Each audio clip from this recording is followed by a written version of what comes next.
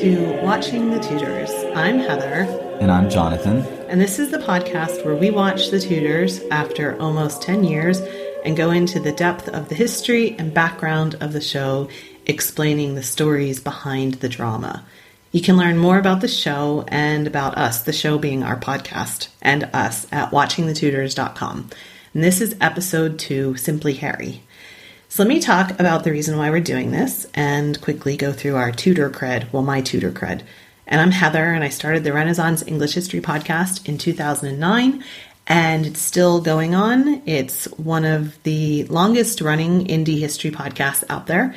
So for more information on that, you can go to englandcast.com. And I thought it would be fun to go through and start watching the Tudors from the beginning after almost 10 years and see what stuck out at me about this time period, watching the historical fictional account of it.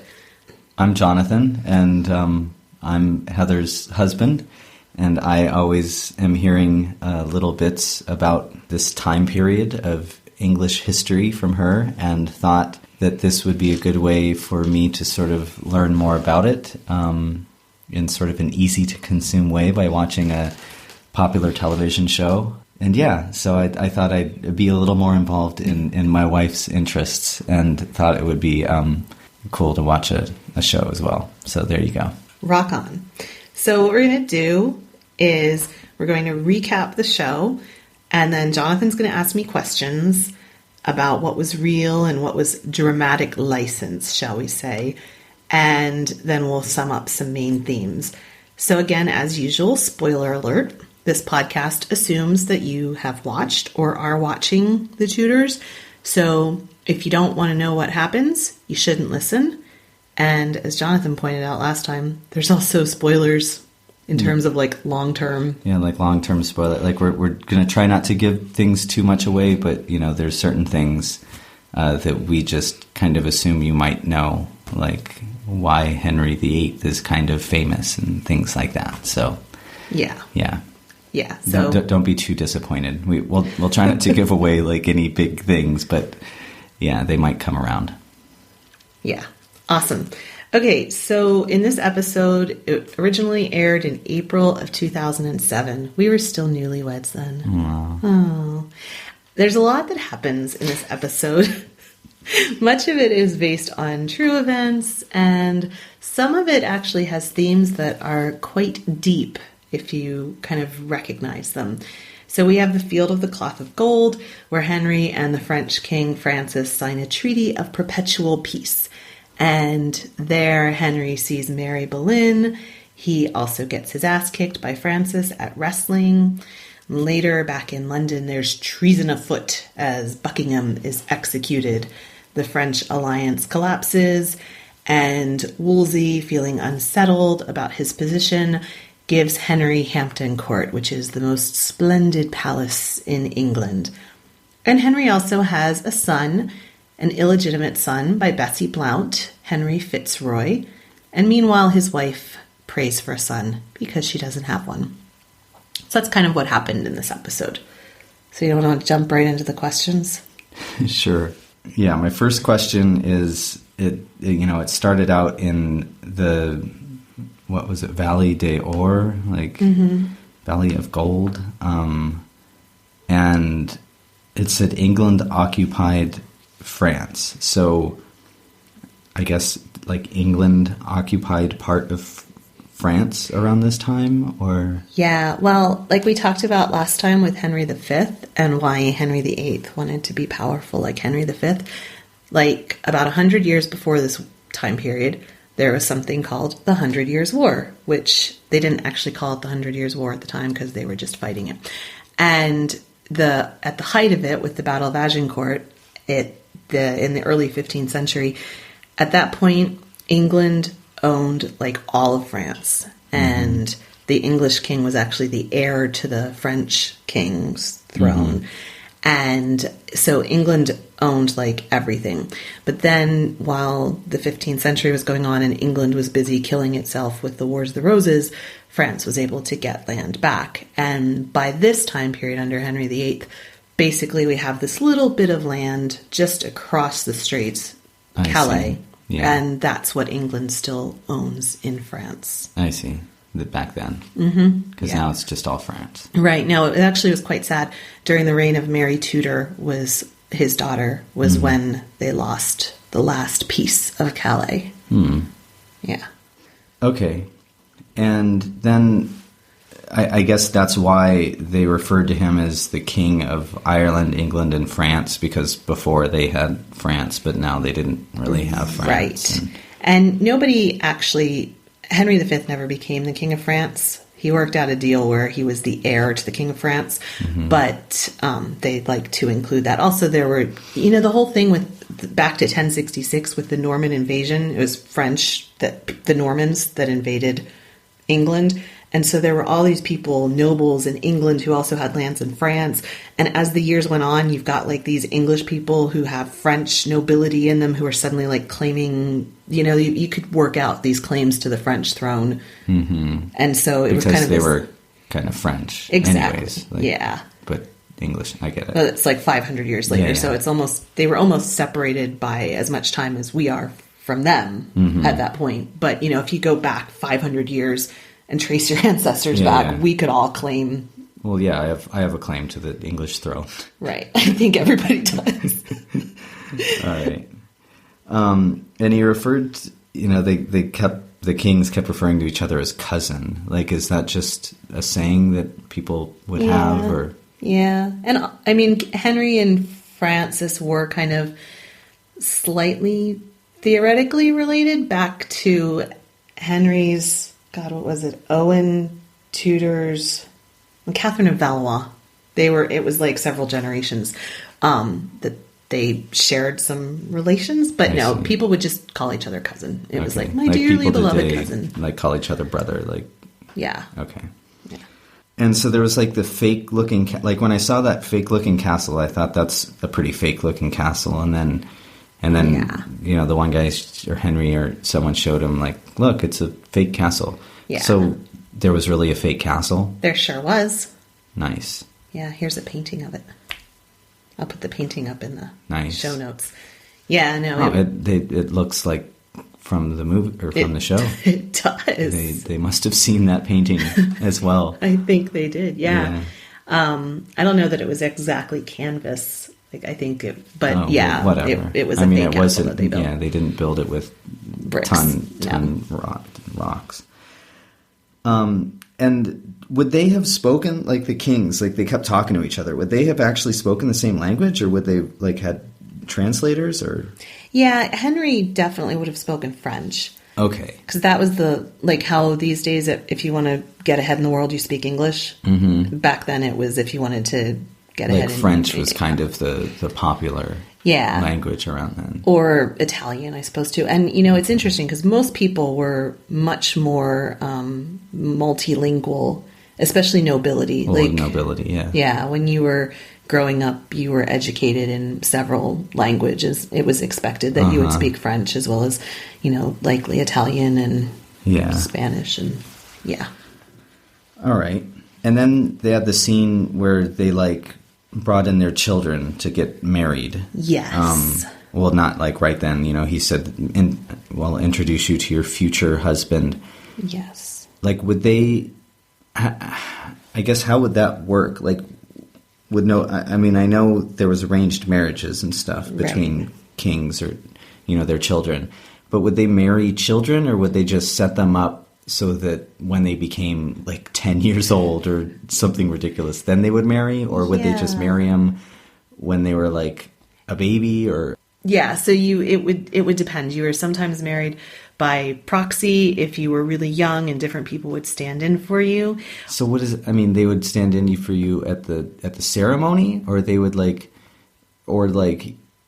your older cousin would be literally married to the guy until you grew up? No, no. They would have a ceremony, and it wasn't like your older brother, but it would be some high-ranking noble would say, I'm taking the place. On behalf of whoever I'm marrying. So-and-so, such and such, yeah. And then when the young person grew up to some age, then they would... Yeah. But the thing is, what they would usually have is a betrothal ceremony, which contractually counted as marriage, but marriage wasn't considered officially marriage until there was consummation, which that young they couldn't have. So they would have a betrothal ceremony, which would essentially seal the contract and say, okay, boom, this is done, because that was a binding contract. If you were betrothed to someone, and that Henry ran into problems later on in one of his wives when, and even Anne Boleyn, there was this idea that there was a pre-contract, and those things were taken really seriously. So the people who go on The Bachelor and get engaged at the end of it would have had like serious problems. You so they would either have a betrothal ceremony or there would be a proxy ceremony. Okay. Something like that. And Mary I don't think Mary ever had that with, I think it was just, they reached an agreement. Yeah, well, they were going to, but then, exactly. he wanted to ally against the French with the Spanish, so he probably would have pulled the plug on that one. Yeah. So they were drinking wine, and the alcohol fanatic in me wonders, like, what was wine like back then? Was it like the wine we know now, or was it like stronger or weaker, or just tasted different? I mean, I guess you haven't tasted wine from back then. But. No, I haven't. But the one thing that is important to remember is that people really didn't drink water at this time period at all. Water wasn't clean. There weren't, you'd drink from the same streams that like your cows crapped in, and there wasn't any kind of filtration or anything like that. So people would drink mead and ale and all these kind of fermented drinks that were considered to be healthier and stuff, and probably were, because you weren't going to catch dysentery from them. And so there were different kinds of there's a whole lot of thinking around wine, and it was much spicier than it is now. It was, they put a lot of spices in it, but there were also these ideas around what kind of wines you would drink for certain types, if you had ailments or if you needed more energy, or what kind of food you were eating. It was like an elixir of sorts. Yeah, and there's a great article on medievalist.net, I'll put in the show notes, on the different kinds of wines that people would drink at the time. And it kind of is like today, that there were all these varying kinds of wine, but it would have been, I hate to say a generalization, that it would have been weaker, but people drank a lot of it. So I think it must. It probably wasn't as strong, because everyone would have been blazingly drunk all the time. Yeah, exactly. And so Okay, so most likely weaker. Yeah. So the bird cake, like Henry gave, what is it, Francois? The cake with the birds that flew out of it. Yeah. Like, that's like real or something. Yeah. Like, what was that? What does that symbolize when someone gives you a bird cake? Well, I don't know what it symbolizes exactly, but there was a cookbook that came out in 1598 that said that you can make a pie that the birds may be alive in and then fly out when it is cut up. So sorry, hang on. Yeah. There was like cookbooks in the 1500s, like. Well, especially the printing press was introduced to England in the late 15th century. Was that like Gutenberg? Well, William Caxton did it in England. So Gutenberg was the one who initially did it. Okay, and then Caxton brought it to England. And actually, Henry VIII's grandmother, Elizabeth Woodville, was a very early patron of printing. Nice. And her brother, in fact, Anthony Rivers, was paid for a lot of printing to be done. Nice. So early on, it was very expensive. But by the end of the 16th century, there was actually around St. Paul's, there was Stationers' Row, and that's where Shakespeare would hawk his plays. And, there would be people doing pamphlets and flyers. Suddenly, by the mid to late 16th century, it became inexpensive enough to so it wasn't like only royalty could have. Huh. Yeah, and it was still expensive. No, you I weren't know, gonna, I know. Like, yeah. The average Joe Schmo working a minimum wage But it wasn't job like the only thing that they printed was the Bible or something. I mean, Right. they had like cookbooks and stuff. That's Yeah. crazy. And so who would like be able, I guess we're kind of getting off topic a little bit. That's okay. Who would be able to get like these cookbooks? Like the different lords and stuff? I mean, Well, I think landowners even like merchants' wives would probably want to have them in her house to give to her cook to Nice. say, can you make this? How And cool. so probably, there was also one of the things I find really fascinating about the 16th century is you have this move from England as a medieval country where the royalty was all killing each other and it was all based in blood feuds and everything to an early modern country that, Where people had like books. where people had like books. And also part of that was the economy at the time was really changing into, what we would kind of call the new economy now. Yeah. Although it was the old. Yeah, But for the time, it was the new economy.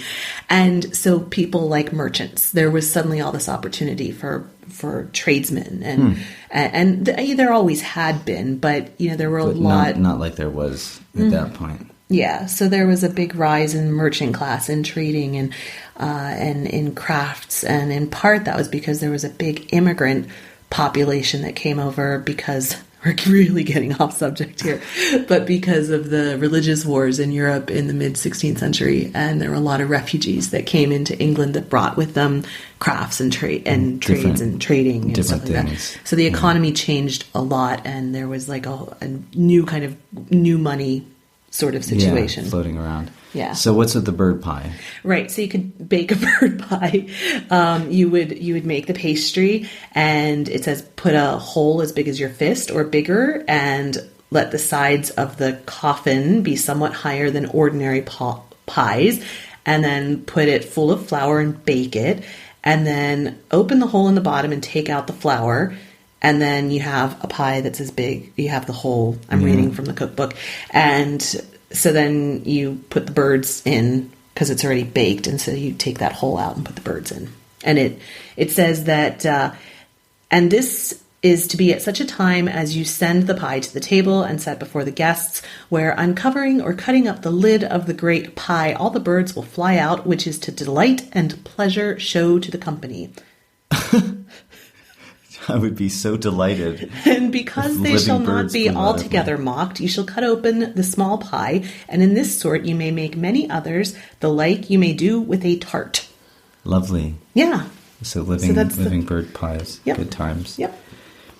When they were there, like at the meeting at the fake castle for the treaty, who was all the people in the tents? Like was that all the court? Or whatever that you were talking about last time? All the taggers on, yeah. So, like... It took a lot to run, like, a court. And so that was, like, people like cooks. Or people who like, took care of the horses, people who packed up... I mean, imagine all those Like tailors in case someone, like, messed up their royal gown. Or and, like, the choir, like Thomas Tallis was there singing. There would have been choir. And, like, King Henry's barber. And... all of those people. And someone to load up all the tents.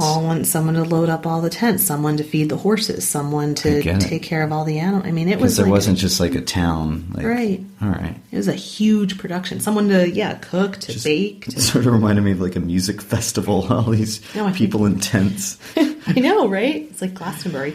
Yeah. And that's just how the court went. That's, when you think about the size of the palaces, they were like cities. And that's why the court was always having to move around because they would deplete the resources. Yeah. And so they had to go from castle to castle to castle. Yeah, because there was like no more food in the area. Exactly. It's like all the farmers just were done. Yeah, exactly. All right. So Thomas Tallis was singing to Henry while he was getting his beard shaved or something. So Thomas Tallis sang as well? Sure. They would have had to, he was a choral scholar. Okay. So he would have definitely had to do that. And then like entertainment. So they had like sword fighting and wrestling and stuff. I mean, that's sort of something they would do like to keep them occupied, the royalty, like watch people sword fighting and stuff. Yeah. And wrestling and fencing. Well, I guess sword fighting. And different. There were also, dances and masks and more cultural things, live music and pageants. Did they have like plays type Yeah, they would have, things? early on, they would have masks. It was So called. a mask is like Yeah. similar to a play. Yeah, sort and of. it was more like incorporating dancing and Yeah. telling kind of morality stories and things like that. Okay. If you're interested in the theater, I actually did a little mini series on the history of the theater back in April on England Cast. Nice. See how that just See like how we flows. work. It's just like such a flow. That's cool. Yeah. Yeah. Maybe I'll have to listen to your podcast someday. Right. Well, it's really interesting because there were early on there were like the mummers, and with the Protestant Reformation, one of the things that the reformers wanted to do was get rid of everything that looked like it was Catholic, and part of that was the mummers' plays that would go around from town to town to town. And so, interestingly, the Reformation, in part, is to thank for the rise of theater and for Shakespeare and Marlowe and all of those, Ben Jonson, all of those guys. And then it's ironic because then the Puritans, who were the reformists to the extreme, were like, no, the theater's immoral and blah, blah, blah, blah. And they like shut the theater down when they could. But they're the ones who started modern theater. They were the ones responsible for it. Yeah. Interesting. Yeah. And so the two kings, the French king and the English king. Yes. They wrestled. Yes. Like, did they really wrestle? Yes, and Henry really lost. Damn. Mm-hmm. I wonder if he really challenged, if he was, I wonder if he was really the one who challenged him. That would be embarrassing. I think he probably would have been. That seems like the kind of thing that he would have done. Yeah. He was very obsessed by Francis because, they were the same age, pretty much, and they were very similar in life. And you think about kings throughout Europe, there's not that many countries, and large countries especially, so the chances that you're going to have a monarch who's like the same age as you and everything like that is kind of unusual. So it was a big deal for him. They were rivals. Yeah And like the French were kind of spitting at the English, like with little things like, yeah All right. And then so there really was a treaty. Yes. And it was really signed by both of them. Mm-hmm. Okay. And Henry didn't want to when he was like busting up the place. I mean, did he really not want to? I think he probably felt quite uncomfortable with it. Yeah. He always wanted to make war. Yeah, with France. that's right. Because he just kind of got talked into it anyway, so he probably wasn't too thrilled about it all. Yeah. All right. So Thomas Boleyn. Yes. He kind of seemed like he was playing like everything. Like he was like hanging out with Buckingham. He was like living in Paris. He was like talking to the king. He was like 18 places at once, right? Yeah. So like, was he really kind of all over the place? Like, I don't think he was that much more all over the place than any other courtier. Yeah. But, for the purposes of the show, they want to show him plotting. And he did. But I guess just as like a person, was he kind of like playing different sides and stuff? I mean, he wasn't... Everybody at court played different sides. Okay, so that's just what you did. You just kind of tried to get in where you could. And try and survive. And kind of like Wolsey is like playing everyone at the same time. And like, don't tell anyone else, just tell me. And thanks for coming to me. And trying to work out the Pope. And all right. So the husband, they said that Lady Blount, her husband, was going to be given earlship and estates. Yes. So was she was married? She actually wasn't married when she was Henry's mistress. Okay. But she was married later on. She was married off to, after she had Henry's son, she was married off, and her husband was given a lot of estates and things like that. It was kind of a coup for him because she was recognized as the mother of, Henry. So it was like keeping her comfortable, like through him, because they wouldn't give her stuff. And he was quite happy to have it because it was quite an honor. You get all that stuff. Yeah. That's cool. And who is the guy swearing to Buckingham? Like, so Lord Buckingham was like in his little throne or whatever, and some guy said, "Lord, I swear my allegiance to you." Like, who would that guy have been? Like, he would have been another lord? No, he would have been like a landowner on Buckingham's land. Like last time we talked about how Buckingham would have land in all these different places, and in all those different places there would be landowners and merchants and important other people, so kind of sheriffs, elite people, but not necessarily royalty, right? Yeah, people who ran the farms, people who ran the estates. So not peasants. No. Okay. I don't think anybody asked peasants to ever swear anything. To do anything. And Lady Blount really had a boy. Like she really had a boy by the Henry king. Fitzroy, yes. Yeah, they said that later. I just didn't know if it was like a real. Yes. And then they had Buckingham arrested. Yes. And like for treason, but like how did they know? Just because like the king found out, or I guess I don't know if we know this. Or... Well, so Buckingham, he never really liked the Tudors because they were a new dynasty, and his blood went back. It was the Plantagenets were the dynasty before the Tudors. That the houses of Lancaster and York were from. And he had Plantagenet blood running through him.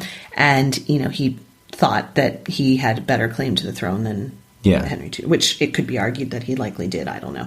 But anyway, so I'm sure that he would talk to people, and there were witnesses against him. And he was tried before a panel of 17 peers, and that he intended to kill the king, and he prophesied the king's death, which was as much of a crime as actually trying to kill the king at the time. Well, that's kind of like now you can't like threaten to do something, right, or say you're going to do something to the president or something. That's a crime. Like, even if there's a biographer called John Guy who writes Tudor biographies, and he said that he thinks this was one of the few executions of high personages under Henry in which the accused was almost certainly guilty. This is like probably the only person who was rightly executed by Henry. Huh? But Thomas More complained that the evidence from servants, so they had evidence from servants, that the evidence from servants was hearsay. Yeah, well, More liked everyone. Right. He was a humanist. Exactly. Are you going to start using that? I'm a humanist. Oh, you humanist. I'm going to use it against people. You're just a humanist. Okay, so Wolsey? Yep. Wolsey. Cardinal Wolsey. He seems like he kind of was the one running things. Yes. Was he kind of the one running? I know he didn't have the final say on stuff, but he was kind of the brains of the operation, I guess, if you want to put it like that. Yeah. And that's how, we talked about that last time, that especially early on in Henry's career, when Henry first took the throne, he really didn't much care for the day-to-day running of the government. He just wanted to go out and joust and exactly have ladies and wrestle with people and eat. Yeah. And do fun stuff. Who wants to be bothered? Exactly. Running a country. Yeah. Wolsey, he wanted to do that. So there you go. So it seems to me, not knowing where this is all going, the whole overriding stuff going on, it seems like things are going really fast. Yes. Is there just a lot to happen? I don't know how they're going to get through five seasons, is it? I don't know. Yeah, something like that. Something like this. I don't know how you're going to fill it up. It seems like they're going to be done with everything in a few episodes. We've only gotten through a year so far. There's so much drama. That's why people still love the Tudors. Because it's just this full of drama. And most of the stuff is true. I'm really surprised actually at how much of this stuff is true. Because I would have guessed... I'm not saying in principle. That's what I mean in principle. Okay. It's not all these conversations took place, but just, I don't know, just him having the kid and his queen can't have a son, and the treaties and wrestling. Because It's like the wrestling, right? I interviewed for my podcast, I interviewed Alison Weir, who's a very famous author from this time period. And I asked her in the interview, why do you think this period still has such a hold over us? And she was like, because where else can you get such drama that was like really happened? Yeah. No, I mean, it's kind of amazing to me. So did King Henry, did he really have a thing with Mary Boleyn? Yes. And this is, people who watch the Tudors will know The Other Boleyn Girl, which is a novel by Philippa Gregory. And it's about her. Mm-hmm. Yeah. I see. Was one of the first kind of Tudor historical fiction books that got made into a movie. And nice. Yeah. Well, we have more to watch when we're done with this. I'm into it. It's with Natalie Portman. You should like that. She's cute. She is. Yeah, and I was a little, I have to admit, I was a little disappointed. I feel like they really kind of, at least they led me to believe there would be more skin in every episode. And I was a little disappointed with this. This one. Yeah, I just got to see Henry kind of mostly naked, but... That keeps the ladies happy. Of course it does. Jonathan Rhys-Meyers. Yes, he's fit. He is. Okay, so back to the story. Lord Norfolk. Henry's guy came up to him when he was with his son and had a ring and was like, this was your father's and he was executed, and who executed who or what? Right. I was really confused by that. Thomas Norfolk, you don't want to get executed, and right. Thomas Norfolk comes from another older family that they fought on the side of Richard III against Henry Tudor, Henry VIII's father, Henry VII. So Norfolk had fought against Henry's father, Norfolk's father, and I believe Norfolk was there as well because he served Richard III. Okay, so Norfolk's father, yes, fought against King Henry's father. Exactly. Okay, and Norfolk's father got executed by Henry's father. Right. And I see. Norfolk himself spent time in prison, and actually. And so the ring was supposedly Norfolk's father's ring, and they were giving it to him, saying, "You better not mess around because you'll end up getting executed like your dad." Right. Kind of thing. Here's a ring. Exactly. Here's a reminder. And actually, I need to correct that because Norfolk's father died at Bosworth. Okay, so he wasn't executed for Richard III, but close enough. And then Norfolk himself spent time in the Tower and lost some of his lands and stuff right after Bosworth. I see.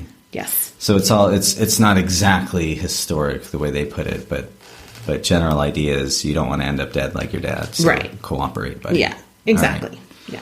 Good times, and in front of his son. So right. Yeah, wouldn't want your son to get mixed up in this. Right.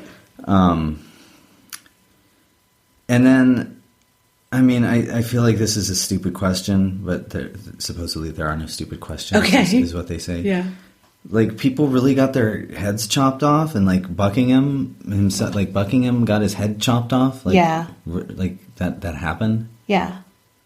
And what they would do. So the only thing is for nobility like that, especially old noble families, it wouldn't have been out in public like that. So that's one thing. He would have had a much more private execution, chopping off of. Yeah. And what London Bridge itself, the entrance to London Bridge for a long time would have all the heads of the traitors up above. I don't know that.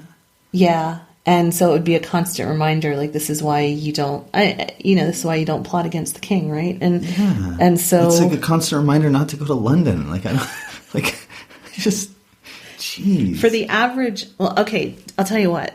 Mm-hmm. For the average person who was convicted of treason like that, beheading was almost a better way to go. You would beg for having your head because chopped they off. Would be hung until they were almost dead. And then they would be brought down, and they would be brought down. For the sake of our audience, yeah, and they would have they would be castrated and they would have their stomach bits brought out and they're burned in front of them while they were watching.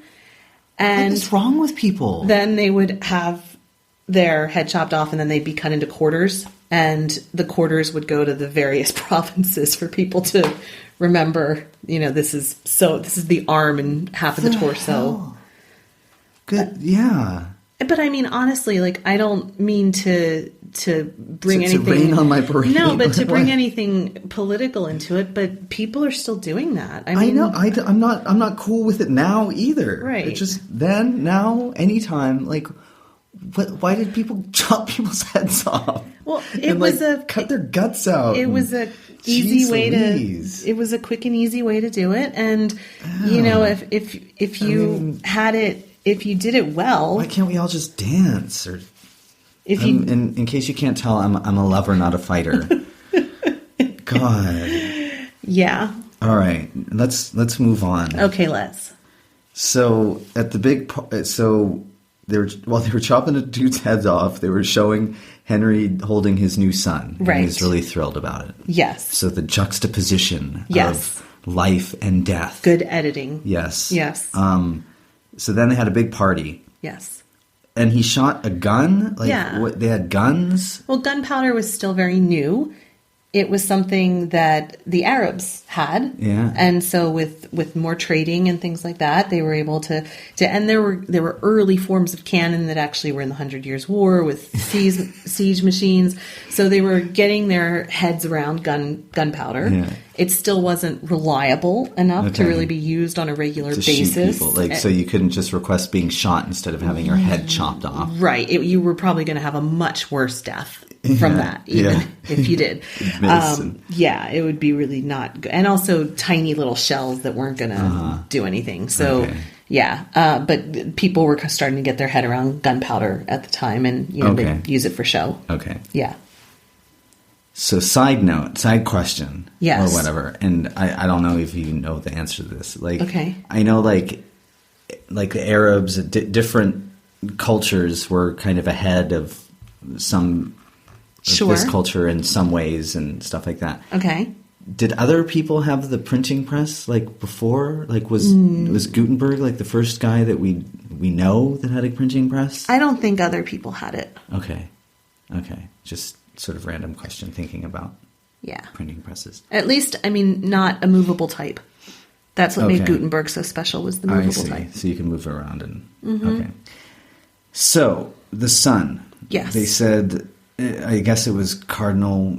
It doesn't matter who was singing to, but he was named Henry Fitzroy. Right. And this was really the son of the king. Right. But not necessarily Fitzroy was the surname they would give to royal bastards who were recognized. Seriously? Yeah. So that means of the king. Nice. Yeah. Oh, Fitzroy. Okay. Good. Okay, so it's just hi, I'm Henry's illegitimate son. Yeah, yep. All right. I have his blood, but yeah, my mom not the queen's. Was naughty. Yep. And he stayed at Durham House. Yeah, he had his own household set up for him. He was raised very similar to what a prince would be. There's actually a chance that he actually spent time in the same household with Mary and some of the other royal children. He was given lots of honors. He was almost his full-fledged son. Kind of. And Henry VIII gave more honors to Fitzroy maybe than other kings would have done, simply because he was Henry's only son for a while at that time. Yeah. But it was pretty recognized. If you were going to recognize your son, you were going to give him honors, and he was going to be recognized at court, him be a pauper or whatever. Right. Okay. Unless you were going to argue that he wasn't your son, but most of the time, people would, if they were going to recognize the son, they would treat the son really well. Okay. So the next question, the Queen. Yes. So Queen Catherine of Aragon. Mm-hmm. She got out of her carriage and she was barefoot in the rain, and they must have showed that for a reason. So what is that about? She was visiting the Our Lady of Walsingham shrine, which was in Norfolk. It was a shrine that was actually built to be an exact replica, supposedly, of the room that Mary had given birth to Jesus in. And it was a shrine that people would go to pray for fertility and also to give... Like the fertility saint or you something like that. You had to walk the last half mile in your bare feet.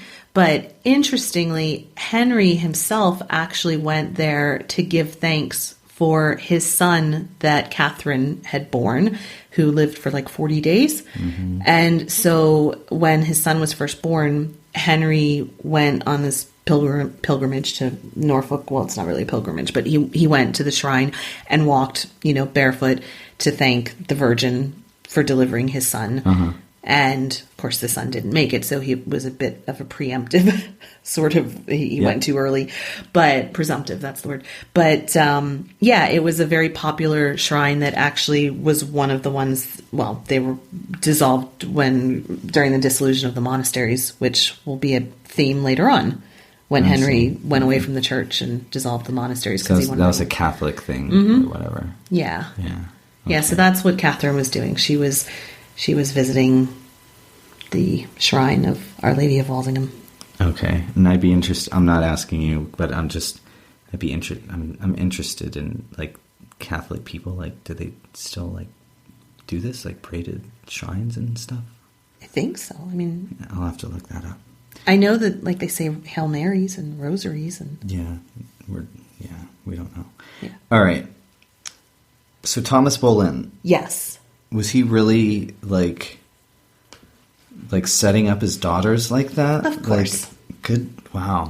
All right. Well, you have to remember that girls were used for that. Yeah, Princesses were used as a diplomatic tool. And if like pawns in a bigger game. Yeah. And, that for a woman, that was where her power came from, too.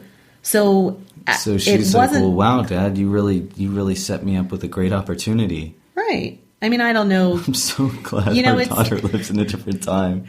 It's easy for us now, post-feminism, to look at that and say that's terrible and how dare he. But, at the time, women only got opportunities through their men. And I guess it's better than everyone being poor and hungry. Oh, yeah. And if you were going to have the opportunity... I mean, I feel like even now, like, I don't know, look at Melania Trump, right? Why is she with Trump? Because he has, like, billions of dollars. It's not because she... I know, but I don't know that her dad, said, hey, there's that greasy old dude over there. Like, here, let me introduce you to him. I mean, that's the part that I'm getting at. Like, it's her dad. But you don't think that still goes on? Like, I'm sure it goes on. I just... Yeah. It's kind of like the beheadings. I'm just not with it. Yeah. I don't know. Like... people marrying for love and stuff. You're an idealist. I'm an idealist. I'm not a humanist, but I'm an idealist. I'm a romantic. Yeah. All right, and then my last question. Yes. Wolsey. Yes. Is his name, right? Yeah. Wolsey, like he built. I mean, not like he physically built it, but he had Hampton Court. Is that what it's called? Hampton He Court. had that built. Like, yes. Man, he had a lot of, for being a butcher's son. Yeah. He had that place, he was... And he had Whitehall, was his York place before it became Whitehall Palace, and he had that. And so they were both... So he's just, building badass palaces all over the place? He was smart. He was smart with his money, and he made a lot of money. Yeah. Yeah. I can't imagine how much money he would have made as Pope. Right? I mean, he was doing all that just being a cardinal. Yep. And then he gave it to Henry. He just said, "Hey, that's a really nice place," and he's like, "It's yours." Yep. I mean, and just for the hell of it. Well, so that's one of the themes that I was going to talk about. Look at that segue. Okay, see, you would have thought we planned this in advance, and we actually didn't. No, so Wolsey. So that's all I got. So okay, you can. People like Wolsey, Henry VIII did really support kind of people who merit over genealogy in part because, or ancestry, in part because his own ancestry was sketchy, right? Mm-hmm. So he really supported people like Wolsey, the son of, if they were smart, and later Thomas Cromwell. If they were smart people, if they could use their smarts to serve him, he was all over it. That was great as long as you were still in the king's good graces.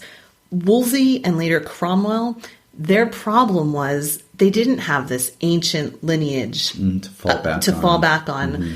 I mean, it didn't work for Buckingham, but if you weren't actively plotting treason against the king, you know, he made a lot of enemies. And Henry, because people resented him, because, you know, the old nobility resented him for having such power over the king when he was the son of a butcher. And so as long as he was in the king's good graces, he was okay. But as soon as there was any kind of faltering with the king's good graces, his enemies would pounce. And that's what happened to Cromwell too. That, you know, as soon as the king maybe started to question him, there was nobody there for him to fall back on. Support. Yeah. And in one way, it's nice that Henry supported these new people, but it made it really hard because there wasn't really this fickle. Yeah. And even if people would plant stories in Henry's ear and maybe he became a little bit suspicious of the person or whatever, you know, there wasn't like, well, you can look at my father or my grandfather or my great-grandfather and all these people who served your line and blah, blah, blah, blah, blah. He didn't have that. And he didn't have this network of... This other important person can vouch for me and all that. Yeah. In fact, they were actively plotting against him. They were just waiting. Yeah. So Wolsey knew that. He had to do... His position relied only on the king. And so if the king wants Hampton Court, the king gets Hampton Court. If he just mentions like, oh, I like Hampton Court, it's yours. Yeah. Because that's his job is completely... I get it. Yeah. And so that's one of the themes is that, you know, Wolsey's in this tenuous position and later Cromwell, and we would see, that's kind of what we would see with Henry is that he would raise people up based on merit and wits and smarts, but then those people would be very isolated at court, and it was really difficult for them, you know, in the end, as long as they weren't, they had to be constantly, making him happy. So, you're kind of jumping ahead with Cromwell? We haven't met him yet. Because I don't know. I've heard the name, but I don't. Yeah, okay, we haven't met him in the show yet. Just checking. Yeah. And so also... Another theme is that in this episode and in real life, Henry sees that he can have a son, which is making him question a living, healthy, you know, robust, thriving son, which is, again, making him question his marriage to Catherine even more. And, you know, it would be within a few years that he would really actively start to make waves about questioning it. But, you know, it's these doubts are starting to get planted in his head that, you know, maybe I can't because it's her fault and because our marriage is based on breaking this law, blah, blah, blah. So there's that. And also the Tudors were still consolidating their power. So part of why Buckingham needed to be killed if he wasn't going to be loyal is he did have a direct bloodline that he had a claim to the throne, and it was a strong claim to the throne. And the Tudors were actively killing anybody who had a claim to the throne that could be perceived as better than theirs. And you have to remember that the Tudors, on one side, they were the sons of a squire, and who married the queen after her husband died, and he was like a squire, so it was nobody. And on the other side, they came from a line of bastards. And so their claim to the throne, Henry Tudor basically got the throne because all the other nobles had killed themselves off during the Wars of the Roses, and he was able to beat Richard III on the battlefield, and that's where that came from.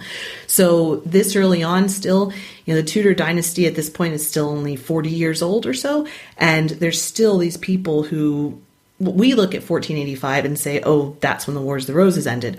But at the time, they didn't know. They didn't say, oh, okay, 1485, boom, time to stop the Wars of the Roses. It was still like, you know, there's this person who has this claim to the throne who could be a threat to me. And there's this person. Yeah. No, and they did. And there were still people being killed. Margaret de la Pole is this appalling story. She was 60 years old, and she was the daughter of one of the brothers of Edward IV, who was the Yorkist king. And so the Duke of Clarence, she was his daughter, and she was 60 years old when she was killed, and she was beheaded, and was actually apparently quite a grisly murder because she like was running around and like trying to avoid the axe man. It was like he had to stab her several times and stuff. It was like, she was like 60 years old, right? And so, you know, the Tudors are, Henry Tudor's really all about consolidating his power at this point and wiping out anybody who could be seen to be a threat to him at all. And so I think that's another kind of theme that's in this episode. And finally, Henry really needed a male heir. He really needed a son. So also because of that whole Wars of the Roses thing, like he needed a son that was, when he died, if he died, that they would unquestionably, boom, this is the king. This is the king. Yeah. And a bastard son wasn't gonna do that. Wasn't gonna cut it. Right. Fitzroy. Right. So I guess that's it. Cool. So thanks again for listening to the podcast. We hope you like it. And we'll be back soon with episode 3. You can learn more about us and get more information about us at watchingthetudors.com. And you can also learn more about my podcast, Renaissance English History Podcast, at englandcast.com, which is actually, if you go to watchingthetudors.com, it's like in the same place. So thanks so much. Thanks for listening. We'll talk to you again soon. Yeah, take care. Oh, and if you like this show, please rate it on iTunes.